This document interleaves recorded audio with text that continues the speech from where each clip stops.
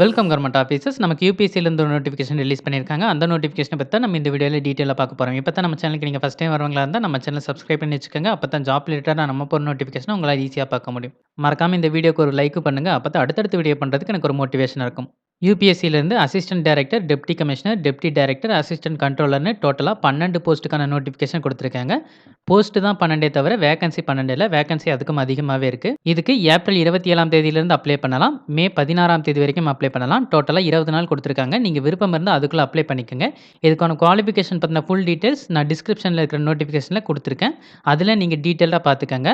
SC, ST, PWD கேண்டிடேட்ஸ்க்கு எந்த ஃபீஸுமே இல்ல. மத்த கேண்டிடேட்ஸ்க்கு எல்லாமே ரூ. 25 ஃபீஸ். யூபிஎஸ்சி எக்ஸாம்க்கு ப்ரிப்பேர் பண்ணிட்டு இருக்கிறவங்க எல்லாத்துக்கும் இந்த வீடியோ யூஸ்ஃபுல்லா இருக்கும்னு நினைக்கிறேன். இந்த வீடியோ பிடிச்சிருந்துச்சுன்னா லைக் பண்ணுங்க. யூபிஎஸ்சிக்கு ப்ரிப்பேர் பண்றவங்க ஃப்ரெண்ட்ஸ்க்கும் இந்த வீடியோவை ஷேர் பண்ணுங்க.